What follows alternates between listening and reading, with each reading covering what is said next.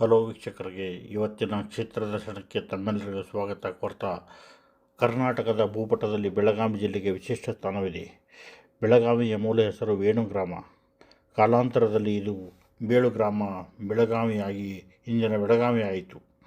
ಇಂತಹ ಬೆಳಗಾವಿ ಜಿಲ್ಲೆಯ ರಾಯಬಾಗ ತಾಲೂಕಿನ ಗಡಿಯಲ್ಲಿ ಬರುವ ಗ್ರಾಮವೇ ಸುಕ್ಷೇತ್ರ ಮುಗಳಖೋಡ. ಇದು ಪ್ರಸಿದ್ಧ ಧಾರ್ಮಿಕ ಪಟ್ಟಣ. ಇಲ್ಲಿದೆ ಯಲ್ಲಾಲಿಂಗೇಶ್ವರ ಮಠ. ಸದ್ಗುರು ಶ್ರೀ ಸಿದ್ದರಾಮೇಶ್ವರ ಮಹಾರಾಜರ ಕರ್ಮಭೂಮಿಯೂ ಆಗಿದ್ದು ಉತ್ತರ ಕರ್ನಾಟಕದ ಪ್ರಮುಖ ಯಾತ್ರಾ ಸ್ಥಳವಾಗಿದೆ. ಸದ್ಯ ಡಾಕ್ಟರ್ ಶ್ರೀ ಮುರುಘರಾಜೇಂದ್ರ ಮಹಾಸ್ವಾಮಿಗಳು ಮಠದ ಪೀಠಾಧಿಪತಿಗಳಾಗಿದ್ದಾರೆ. ಇವರು ಉತ್ತರ ಕರ್ನಾಟಕದ ಗ್ರಾಮೀಣ ಭಾಗದಲ್ಲಿ ಸಾಮಾಜಿಕ ಮತ್ತು ಆಧ್ಯಾತ್ಮಿಕ ಸೇವೆಗಳನ್ನು ಮಾಡುತ್ತಿದ್ದಾರೆ. ಇವರನ್ನು ಭಕ್ತರು ಪ್ರೀತಿಯಿಂದ ಅಪ್ಪಾಜಿ ಎಂದು ಕರೆಯುತ್ತಾರೆ. ಪರಮತ್ಯಾಗಿ, ಘನವೈರಾಗಿ, ಅಲ್ಲಮನಂತೆ ಬದುಕಿದ ಯೋಗಿ, ಸಿದ್ಧಪುರುಷ ಸದ್ಗುರು ಯಲ್ಲಾಲಿಂಗ ಪ್ರಭು ಮಹಾರಾಜರು ಮುಗಳಖೋಡ ಗ್ರಾಮದ ಸ್ಮಶಾನ ಭೂಮಿಯನ್ನೇ ಮುಕ್ತಿ ಮಂದಿರವಾಗಿರಿಸಿದ ಯೋಗಿ. ಅಂತಹ ಮಹಾನ್ ಯೋಗಿಯ ಮಠದ ದರ್ಶನ ಮಾಡಿಕೊಳ್ಳೋಣ ನಾವು ನೀವೆಲ್ಲ ಕೂಡಿ. ಸಿಡಿಲು ಮರಿಯ ಸನ್ಯಾಸಿ, ಕೋಟ್ಯಂತರ ಯುವಕರ ಸ್ಫೂರ್ತಿ ವಿವೇಕಾನಂದರ ಪ್ರತಿಮೆ ಮಠದ ಆವರಣದಲ್ಲಿ ಎದ್ದು ಕಾಣಿಸ್ತಾ ಇದೆ. ಸಿದ್ಧಿಪುರುಷ ಸದ್ಗುರು ಯಲ್ಲಾಲಿಂಗ ಪ್ರಭು ಮಹಾರಾಜರ ಬಗ್ಗೆ ನಾವು ಸ್ವಲ್ಪ ತಿಳಿದುಕೊಳ್ಳಬೇಕಂತಂದರೆ, ಇಂದಿಗೆ ಸುಮಾರು 140 ವರ್ಷಗಳ ಹಿಂದೆ ಶರಣರ ನಾಡು ವಿಜಯಪುರದ ಇಂಡಿ ತಾಲೂಕಿನ ಮಿರಗಿ ಎಂಬ ಪುಟ್ಟ ಗ್ರಾಮದಲ್ಲಿ ಶಿವಪ್ಪ ಕಾಶಿಬಾಯಿ ಎಂಬ ಪುಣ್ಯ ದಂಪತಿಗಳ ಮಗನಾಗಿ ಜನಿಸಿ ಬಂದ ಮಗುವೇ ಯಲ್ಲಪ್ಪ.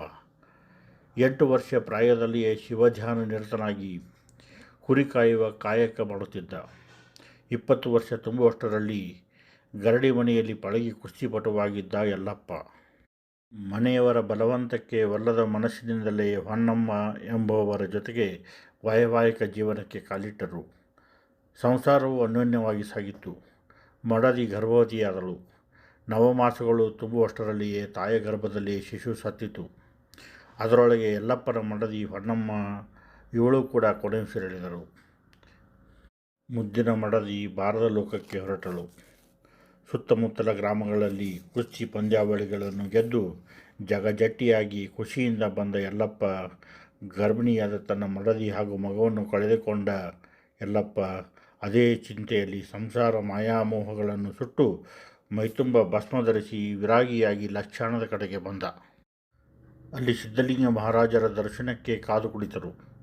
ಪಾಳೆ ಸಿಗದೆ ಹೋಗಿದ್ದರಿಂದ ಊರ ಹೊರಗಿನ ಗಿಡದ ಕೆಳಗೆ ಕುಳಿತು ಧ್ಯಾನಾಸಕ್ತನಾದ ಯಲ್ಲಪ್ಪನ ಶರೀರವು ಗಾಳಿಯಲ್ಲಿ ತೇಲಿದಂತೆ ಕಾಣುತ್ತಿತ್ತು. ಅಷ್ಟರಲ್ಲೇ 3 ದಿನ ಕಳೆಯಿತು. ಸುದ್ದಿ ತಿಳಿದ ಸಿದ್ಧಲಿಂಗರೇ ಯಲ್ಲಪ್ಪನನ್ನು ಹುಡುಕಿಕೊಂಡು ಬಂದರು. ಇವನೇ ನನ್ನ ಪರಮಶಿಷ್ಯ ಎಂದು ಮನಸ್ಸಿನ ನಿರ್ಧರಿಸಿ, ಇದೋ ಯಲ್ಲಪ್ಪ, ನಿನ್ನ 3 ದಿನ ಮಣ್ಣಾಗ ಮಲಗಿಸ್ತೀನಿ. ನೀ ಎದ್ದು ಬಂದ್ರೆ ನನ್ನ ಶಿಷ್ಯ ಮಾಡ್ಕೋತೀನಿ, ಸತ್ತಿ ಅಂದರೆ ಇಲ್ಲೇ ಮಣ್ಣು ಮಾಡ್ತೀನಿ ಎಂದು ಯಲ್ಲಪ್ಪನಿಗೆ ಪರೀಕ್ಷೆಯನ್ನು ನಡೆದರು. 3 ದಿನ ಸಮಾಧಿಯಲ್ಲಿಯೇ ಧ್ಯಾನಾಸಕ್ತನಾದ ಯಲ್ಲಪ್ಪ 4 ದಿನ ಸಮಾಧಿ ಅಗೆದು ನೋಡಿದರೆ ಜೀವಂತವಾಗಿ ಧ್ಯಾನಾಸಕ್ತ ಸ್ಥಿತಿಯಲ್ಲಿಯೇ ತಪೋನಿರತರಾಗಿದ್ದ. ಇದನ್ನು ಕಂಡ ಸಿದ್ಧಲಿಂಗ ಮಹಾರಾಜರು, ಇದೋ ಇವನೇ ನನ್ನ ಪ್ರಿಯ ಶಿಷ್ಯನು ಎಂದು ಜಗತ್ತಿಗೆ ಸಾರಿ ಸಾರಿ ಹೇಳಿದರು. ಇವನಿಗೆ ದೀಕ್ಷೆ ನೀಡಿ ಬೆತ್ತ ಜೋರಿಗೆ ಕೊಟ್ಟು, ಯಲ್ಲಪ್ಪ ಇಂದಿನಿಂದ ಯಲ್ಲಾಲಿಂಗ ಮಹಾರಾಜನಾಗಿ ದೇಶದಲ್ಲಿ ಮೆರೆ ಎಂದು ಆಶೀರ್ವದಿಸಿ, ಇಲ್ಲಿಂದ ಪಶ್ಚಿಮಕ್ಕೆ ಪ್ರಯಾಣ ಬೆಳೆಸು. 7 ಹಗಲು 7 ರಾತ್ರಿ ಮುಗಿದ ದಿನದಂದು ಅಲ್ಲೇ ನಿಂತ ಜಾಗದಲ್ಲೇ ನಿನ್ನ ಮಠ ಕಟ್ಟಿಕೋ ಎಂದು ಹರಸಿ ಕಳಿಸಿಕೊಟ್ಟರು. ಯಲ್ಲಾಲಿಂಗರು ಪ್ರಯಾಣ ಆರಂಭಿಸಿ ಬೆಳಗಾವಿ ರಾಯಬಾಗ ತಾಲೂಕಿನ ಮುಗಳಖೋಡ ಗ್ರಾಮದ ಸ್ಮಶಾನದಲ್ಲಿ ಅವರ ಪ್ರಯಾಣ ಕೊನೆಗೊಂಡಿತು. ಅಲ್ಲೇ ನಿಂತು ಸಿದ್ಧಲಿಂಗರ ಸ್ಮರಿಸಿ ಅಲ್ಲೇ ಗುಡಿಸಲು ಹಾಕಿಕೊಂಡು ಭಿಕ್ಷಾಟನೆ ಮಾಡಿಕೊಂಡು ದಿನನಿತ್ಯದ ಆಹಾರ ಸಂಪಾದನೆ ಮಾಡಿಕೊಳ್ಳುತ್ತಿದ್ದರು. ಇವರಿಗೆ ಊರಿನ ಕೆಲ ಜನರು ತೊಂದರೆ ಮಾಡಿದರು. ಯಲ್ಲಾಲಿಂಗರು ಅವರಿಗೆ ತಕ್ಕ ಉತ್ತರವನ್ನು ನೀಡಿದರು. ಹೀಗೆ ದಿನ ಕಳೆದಂತೆ ಯಲ್ಲಾಲಿಂಗರ ಮಾತುಗಳು ಸತ್ಯವಾಗತೊಡಗಿದವು. ಸುತ್ತಮುತ್ತಲ ಗ್ರಾಮದ ಜನರೆಲ್ಲ ಇವರನ್ನು ಕಾಣಲು ಬರತೊಡಗಿದರು. ಹಲವು ಕಷ್ಟಗಳ ಮಧ್ಯೆ ಯಲ್ಲಾಲಿಂಗ ಪ್ರಭುಗಳು ಸ್ಮಶಾನ ಭೂಮಿಯನ್ನೇ ಮುಕ್ತಿ ಮಂದಿರವನ್ನಾಗಿಸಿ ಭವ್ಯ ಮಠವನ್ನು ಕಟ್ಟಿದರು. ಪ್ರಭುಗಳ ದರ್ಶನಕ್ಕೆ ಜನ ತಂಡೋಪತಂಡವಾಗಿ ಬರತೊಡಗಿದರು. ಇವರು ನುಡಿದ ವಾಕ್ಯಗಳೆಲ್ಲ ಸತ್ಯವಾದವು. ಇವರು ಕಾಲಿಟ್ಟ ಸ್ಥಳವೆಲ್ಲ ಪಾವನ ಸಾನ್ನಿಧ್ಯವಾಯಿತು. ರೈತಾಪಿ ಜನರೆಲ್ಲ ಉತ್ತಮ ಮಳೆ ಬೆಳೆ ಕಂಡು ಭಕ್ತಿಯಿಂದ ಪ್ರಭುಗಳ ಮಠಕ್ಕೆ ತಮ್ಮ ಹೊಲದ ದವಸ ಧಾನ್ಯಗಳನ್ನು ಸಮರ್ಪಿಸಿದರು. ಇದರಿಂದ ಮಹಾಮಠದಲ್ಲಿ ನಿತ್ಯವೂ ಶಿವನ ಅಂಬಲಿ ಪ್ರಸಾದ ಬಂದ ಎಲ್ಲ ಭಕ್ತರ ಹೊಟ್ಟೆ ತುಂಬಿಸಿದು. ಹಗಲು ರಾತ್ರಿ ಎನ್ನದೆ ಶ್ರೀಮಠದಲ್ಲಿ ದಾಸೋಹ ನಡೆಯುತ್ತಿರುತ್ತದೆ. ಇಲ್ಲಿ ಯಾವುದೇ ಜಾತಿ ಧರ್ಮದ ಸಂಕೋಲೆಗಳಿಲ್ಲ. ಬಂದ ಭಕ್ತರೆಲ್ಲರೂ ರುಚಿಯಾದ ಅಂಬಲಿ ಪ್ರಸಾದ ಉಂಡು ಆನಂದದಿಂದ ತೇಲಾಡಿದರು. ಕರ್ನಾಟಕ, ಮಹಾರಾಷ್ಟ್ರ ಸೇರಿದಂತೆ ಎಲ್ಲೆಡೆಯೂ ಯಲ್ಲಾಲಿಂಗರ ಕೀರ್ತಿ ಹೆಚ್ಚಾಯಿತು. ನುಡಿದ ವಾಕ್ಯವು ತಪ್ಪದೇ ನಡೆದು ಪವಾಡ ಪುರುಷರೆನಿಸಿದರು. ತಮ್ಮ ಗುರುವನ್ನೇ ಶಿಷ್ಯರಾಗಿ ಪಡೆದು ಶಿವಯೋಗಿ ಸಿದ್ದರಾಮೇಶ್ವರ ಎಂದು ಕರೆದರು. ಶತಮಾನಕ್ಕೂ ಹೆಚ್ಚು ಕಾಲ ಬದುಕಿ ಬಾಳಿ ಭಕ್ತರ ಸೇವೆ ಮಾಡಿದ ಯಲ್ಲಾಲಿಂಗ ಪ್ರಭುಗಳ ದೇಹವು ದಣಿವಾಯಿತು, ವಿಶ್ರಾಂತಿ ವಹಿಸಿತು. ಫೆಬ್ರವರಿ 5, 1986 ಬೆಳಿಗ್ಗೆ 9 ಗಂಟೆಗೆ ದೇಹತ್ಯಾಗ ಮಾಡಿ ಕೊನೆ ಉಸಿರೆಳೆದರು. ಅಸಂಖ್ಯಾತರ ಭಕ್ತರ ಹೃದಯದಲ್ಲಿ ಅಚ್ಚಳಿಯದೆ ಉಳಿದರು. ಅಂದು ಯಲ್ಲಾಲಿಂಗ ಪ್ರಭುಗಳ ಹಚ್ಚಿದ ಒಲೆ ಆರದೆ ದಾಸೋಹ ಕಾರ್ಯದಲ್ಲಿ ನಿತ್ಯ ನಿರಂತರವಾಗಿ ಭಕ್ತರ ಬರುವಿಕೆಗೆ ಇಂದಿನವರೆಗೂ ಕಾದಿದೆ. ಶ್ರೀ ಯಲ್ಲಾಲಿಂಗ ಪ್ರಭುಗಳ ದಾಸೋಹದಲ್ಲಿ ಉಂಡವರು ಜಟ್ಟಿಗಳಂತೆ ಗಟ್ಟಿಯಾಗಿರುತ್ತಾರೆ. ಯಲ್ಲಾಲಿಂಗರ ಅಂಗಾರವು ನಂಬಿ ಬಂದರ ಭಕ್ತರ ಬಾಳಿಗೆ ಬಂಗಾರವಾಗಿದೆ. ಅಂದಿನ ಸ್ಮಶಾನ ಭೂಮಿಯೇ ಇಂದು ಭೂ ಕೈಲಾಸವಾಗಿ ಮಿಂಚುತ್ತಿದೆ. ಈ ನೆಲದ ಪ್ರತಿ ಕಣ ಕಣದಲ್ಲಿಯೂ ಯಲ್ಲಾಲಿಂಗರು ಜಪಿಸಿದ ಶಿವನ ನಾಮಸ್ಮರಣೆ ತುಂಬಿ ತುಳುಕುತ್ತಿದೆ.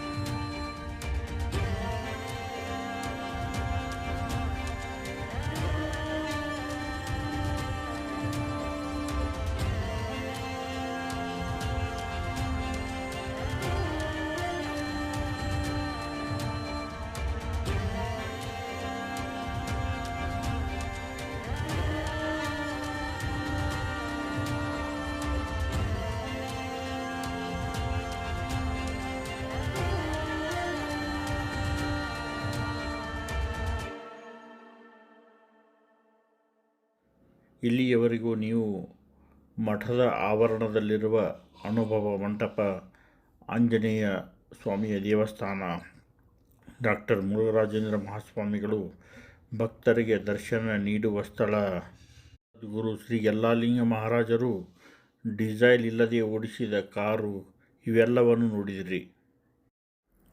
ಈಗ ನಾವು ಪ್ರಸಾದದ ಕೋಣೆಯತ್ತ ಇದ್ದೇವೆ. ಇಲ್ಲಿ ಬೆಳಗ್ಗೆ 8 ಗಂಟೆಯಿಂದ ತಡರಾತ್ರಿಯವರೆಗೂ ಪ್ರಸಾದದ ವ್ಯವಸ್ಥೆ ಇರ್ತದೆ.